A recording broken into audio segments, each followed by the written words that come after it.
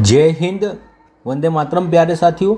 आज की क्लास में हम current affairs plus Lallan top और उत्तर प्रदेश को राज्य दर्शन में देखेंगे। और कुछ साथियों का कमेंट आया था कि इसकी पीडीएफ भी सर दीजिए, तो इसकी पीडीएफ के लिए आप डिस्क्रिप्शन में दिए लिंक से जुड़कर डेली क्लास की पीडीएफ को प्राप्त कर सकते हैं। हाल ही में भारत सरकार ने पेंटसिर वायु रक्षा मिसाइल के संयुक्त निर्माण के लिए किसके साथ समझौता किया है? तो रूस के साथ समझौता हुआ है। इंडिया और रशिया के मध्य पेंटसिर वायु रक्षा मिसाइल प्रणाली के लिए समझौता हुआ है।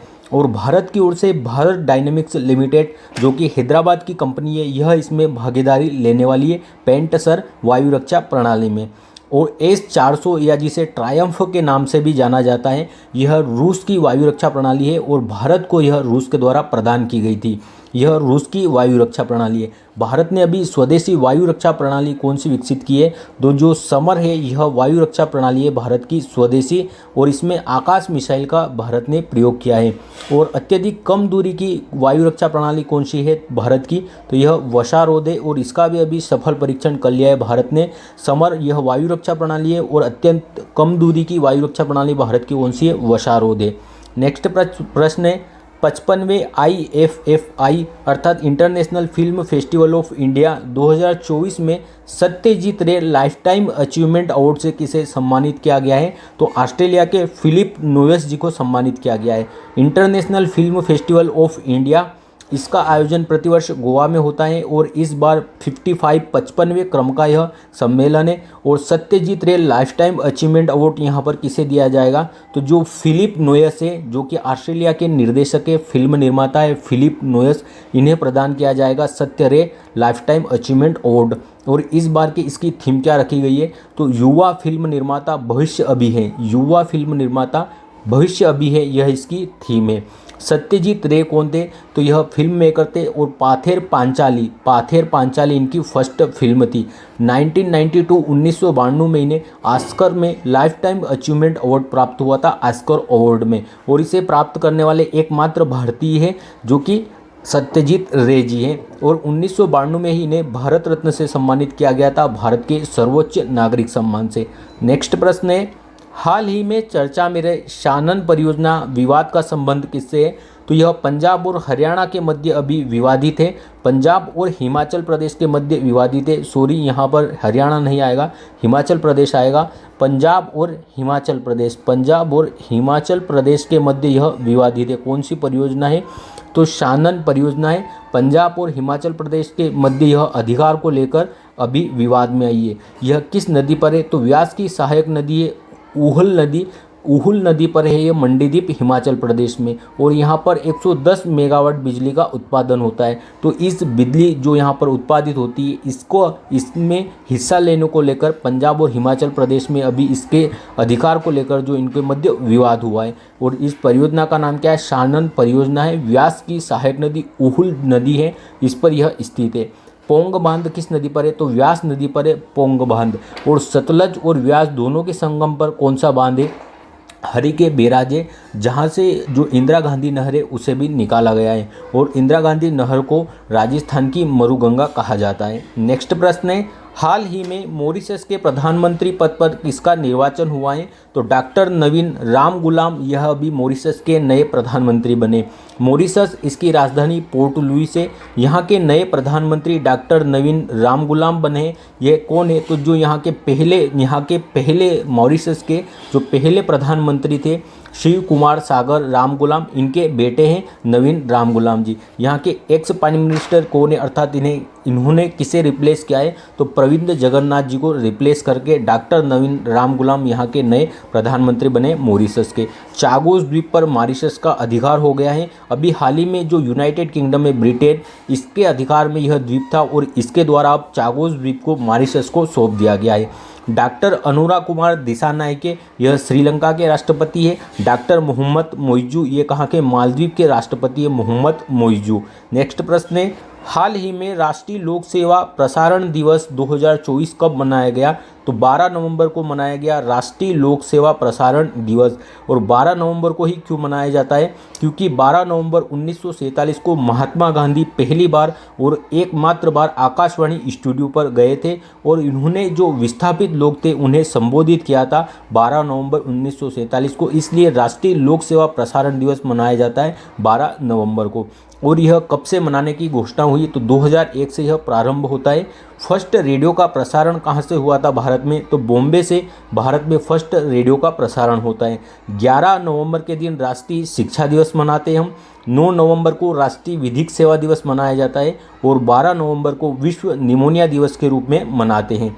नेक्स्ट प्रश्न है, हाल ही में इगास दिवाली उत्सव का आयोजन कहाँ हुआ है? तो इगास दिवाली उत्सव का आयोजन उत्तराखंड के जो पहाड़ी क्षेत्र है वहाँ पर हुआ है। इगास दीपावली उत्सव यह कहाँ पर? उत्तराखंड में हुआ है। दीपावली हम कार्तिक मास की अमावस्या को दीपावली मनाते हैं, कार्तिक मास की अमावस्या को। लेकिन जो उत्तराखंड के और यह क्यों मनाते हैं? तो भगवान राम के अयोध्या आने पर मनाई जाती है। लेकिन यह सूचना जो कार्तिक मास की अमावस्या को दीपावली मनाते हैं हम, यह सूचना भगवान राम के आने की 11 दिन लेट पहुंचती है। जो उत्तराखंड के हिमालयी क्षेत्र है वहाँ पर या जो दुर्गम क्षेत्र है यहाँ पर 11 दिन लेट सूचना पहुँचती है। तो इन्होंने 11 दिन लेट भगवान राम के अयोध्या आने पर दीपावली मनाई थी, इसलिए इसे इगास दीपावली या बूढ़ी दीपावली के नाम से जाना जाता है। और यह उत्तराखंड के जो गढ़वाल और कुमायूं इलाके हैं, पहाड़ी इलाके, यहाँ पर मनाई जाती है इगास दीपावली को।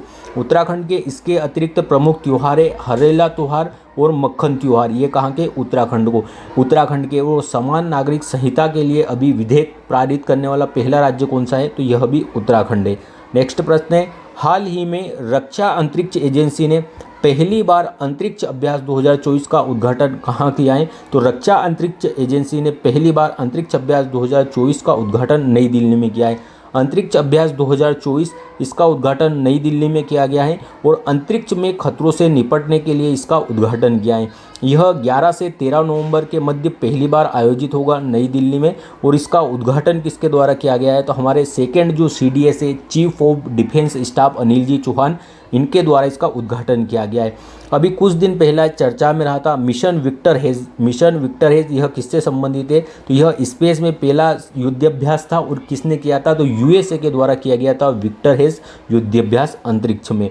23 अगस्त को हम राष्ट्रीय अंतरिक्ष दिवस के रूप में मनाते हैं क्योंकि इसी दिन जो हमारा चंद्रयान 3 है वह चंद्रमा के दक्षिण ध्रुव पर सॉफ्ट लैंडिंग करने में सफल हुआ था। शिव शक्ति पॉइंट उसको नाम दिया गया है। नेक्स्ट प्रश्न, हाल ही में चेन्नई ग्रैंड मास्टर्स 2024 का खिताब किसने जीता है? तो चेन्नई ग्रैंड मास्टर्स 2024 का खिताब अरविंद चिदम्बरम के द्वारा जीता गया है। यह शतरंज से संबंधित है चेन्नई ग्रैंड मास्टर। इसके विजेता अरविंद चिदम्बरम रहे हैं और इन्होंने USA के लोपोन को हराकर यह खिताब जीता है। भारत के नवीनतम 85वें नंबर के ग्रैंड मास्टर कौन है? तो यह P श्याम निखिल जी तमिलनाडु के। और सबसे युवा ग्रैंड मास्टर कौन बने? भारत के अनीश सरकार जी बने, जो वेस्ट बंगाल के हैं और मात्र 3-3.5 साल की इनको उम्र है। पंकज आडवाणी, इन्होंने अभी विश्व बिलियर्ड्स चैंपियनशिप को विजय किया है। और इसका आयोजन कहाँ पर हुआ था विश्व बिलियर्ड्स चैंपियनशिप का? तो इसका आयोजन लंदन में हुआ था, यूनाइटेड किंगडम में। संजू सैमसन, यह 2 T20 मैच में लगातार 2 सेंचुरी लगाने वाले एकमात्र भारतीय बने अभी हाल ही में। संजू सैमसन जी 2 T20 मैच में लगातार 2 सेंचुरी लगाने वाले एकमात्र भारतीय बने हैं। नेक्स्ट प्रश्न है, हाल ही में थाईलैंड पर्यटन का ब्रांड एम्बेसडर किसे नियुक्त किया गया है? तो थाईलैंड पर्यटन का ब्रांड एम्बेसडर सोनू सूद जी को नियुक्त किया गया है। थाईलैंड पर्यटन ब्रांड एम्बेसडर सोनू सूद जी को बनाया गया है और इन्हें मानद पर्यटन सलाहकार की उपाधि भी दी गई है।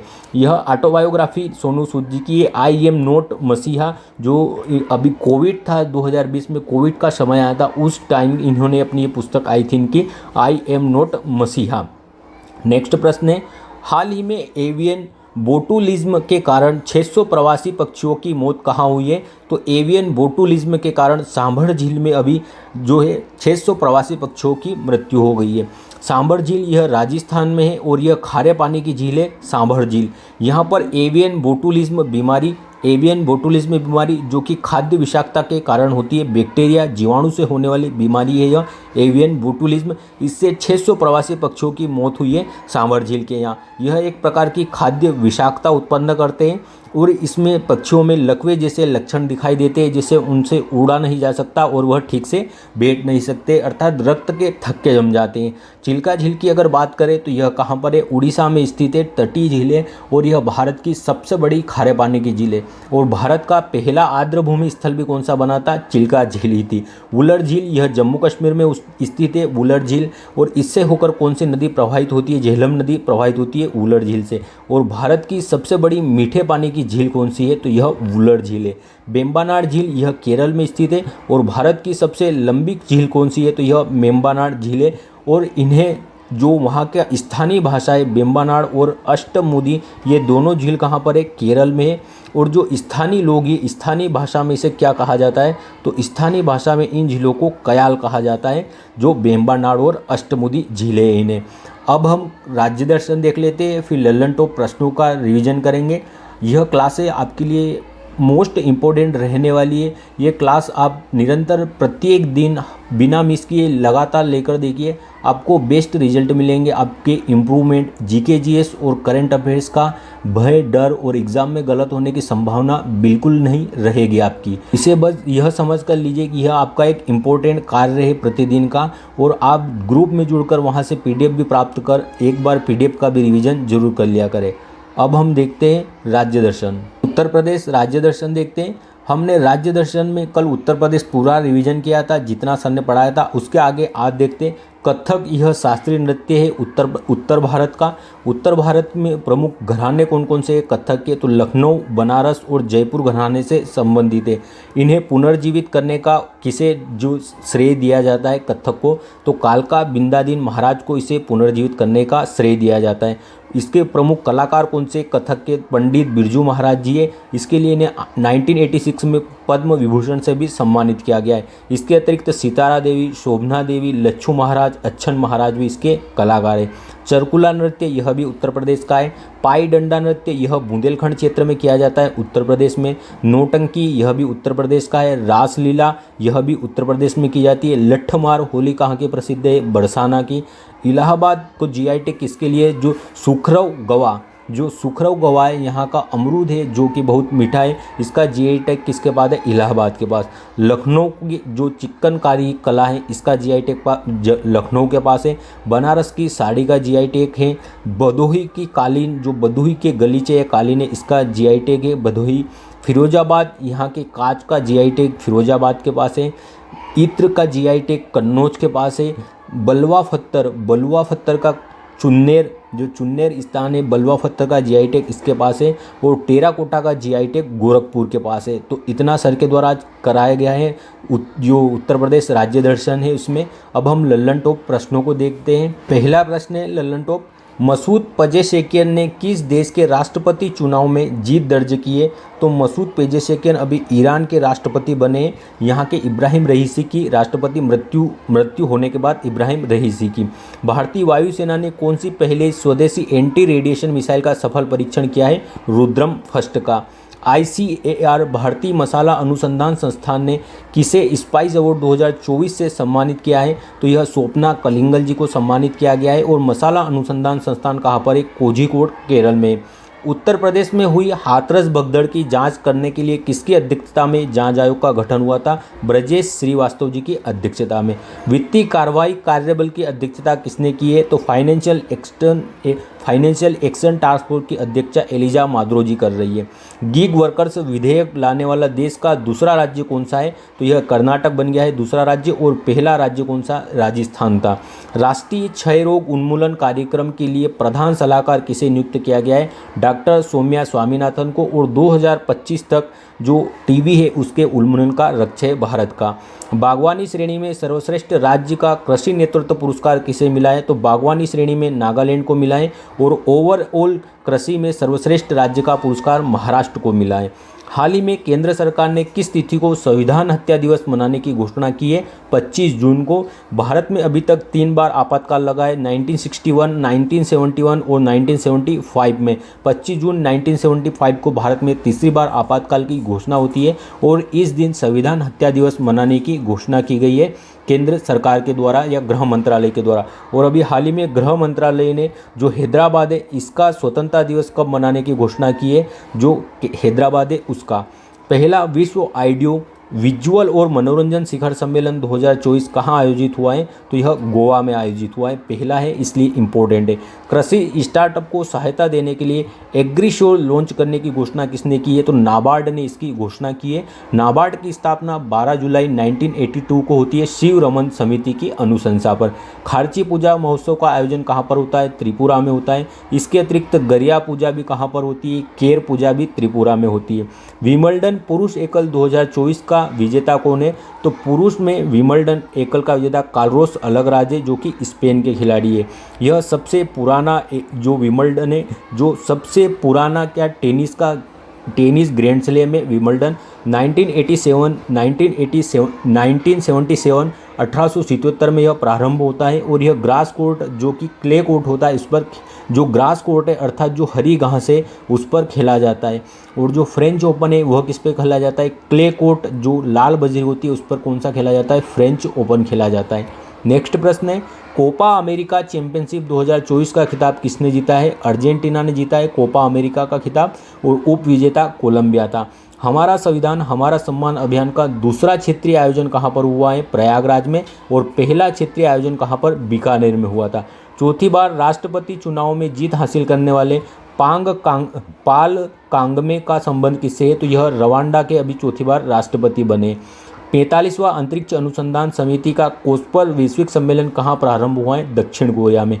सिद्ध पोर्टल किसने लॉन्च किया है? तो कौशल विकास मंत्रालय के द्वारा सिद्ध पोर्टल लॉन्च किया गया था। विदेश मंत्री एस जयशंकर ने भारत के पहले विदेशी जन औषधि केंद्र का उद्घाटन कहाँ किया है? मॉरिशस में किया है और इसकी राजधानी पोर्ट लुइस है। संयुक्त राष्ट्र जल सम्मेलन का 53वां सदस्य कौन बना है? कोटे डी आइवर इसका 53वां सदस्य बना है। वैश्विक कंपनी के सॉफ्टवेयर आउटेज के कारण किस वैश्विक कंपनी के सॉफ्टवेयर आउटेज के कारण दुनिया भर में एयरलाइन से लेकर हेल्थ केयर तक वैश्विक सेवाएं को प्रभावित हुई थी? माइक्रोसॉफ्ट के। अंतर्राष्ट्रीय ओलंपिक समिति ने पहले ओलंपिक ई स्पोर्ट्स खेलों के लिए मेजबान देश किसे घोषित किया है? सऊदी अरब को किया है। सकल पर्यावरण उत्पाद सूचकांक लॉन्च करने वाला देश का पहला राज्य उत्तराखंड बना है। गांधी मंडेला पुरस्कार 2020 से किसे सम्मानित किया गया है? रिगोबर्टा वेंचुजी को। राष्ट्रीय ध्वज दिवस 2024 कब मनाया गया? तो 22 जुलाई को राष्ट्रीय ध्वज दिवस मनाते हैं, क्योंकि 22 जुलाई 1947 को संविधान सभा द्वारा इसे स्वीकार किया गया था। IOC द्वारा प्रतिष्ठित ओलंपिक ऑर्डर से सम्मानित होने वाले पहले भारतीय कौन बने हैं? अभिनव बिंद्रा जी है। दुनिया की पहली मिस AI का ताज किसने जीता है? यह केंजा लिली के द्वारा जीता गया है। राष्ट्रीय आयकर दिवस कब मनाया जाता है? 24 जुलाई को मनाया जाता है राष्ट्रीय आयकर दिवस। राष्ट्रपति भवन के प्रतिष्ठित दरबार हॉल का नाम क्या कर दिया गया है? गणतंत्र मंडप कर दिया गया है। सांस्कृतिक श्रेणी में भारत का 43वां यूनेस्को धरोहर स्थल कौन सा बना है? मोइदम, जो कि असम में स्थित है और ये अहोम राजवंश के कब्रिस्तान है। विश्व अंतरिक्ष दिवस के लिए किसे चुना गया है? विश्व अंतरिक्ष पुरस्कार के लिए तो विश्व अंतरिक्ष पुरस्कार के लिए चंद्रयान 3 को चुना गया इस बार, जो कि 23 अगस्त पर यह सफल लैंडिंग करता है अपनी चंद्रमा के दक्षिणी ध्रुव पर। भारत ने किस देश के मोंगला बंदरगाह के टर्मिनल को संचालित करने का अधिकार हासिल किया है? तो मोंगला बंदरगाह बांग्लादेश का है। पेरिस 2024 ओलंपिक का शुभंकर क्या था? तो फ्रिज या जो टोपी है यह शुभंकर था पेरिस 2024 ओलंपिक का, और पैरा ओलंपिक का भी यही शुभंकर था।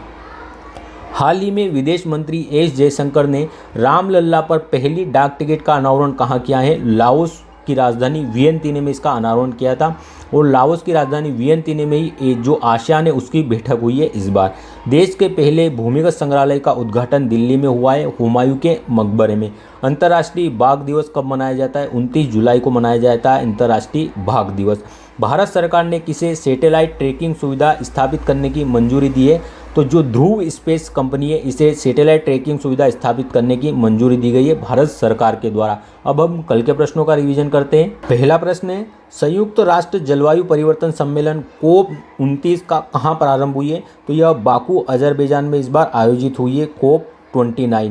बीमस्टेक ऊर्जा केंद्र कहाँ स्थापित करने के लिए समझौता हुआ है? तो बेंगलुरु में बीमस्टेक ऊर्जा केंद्र स्थापित करने के लिए समझौता हुआ है।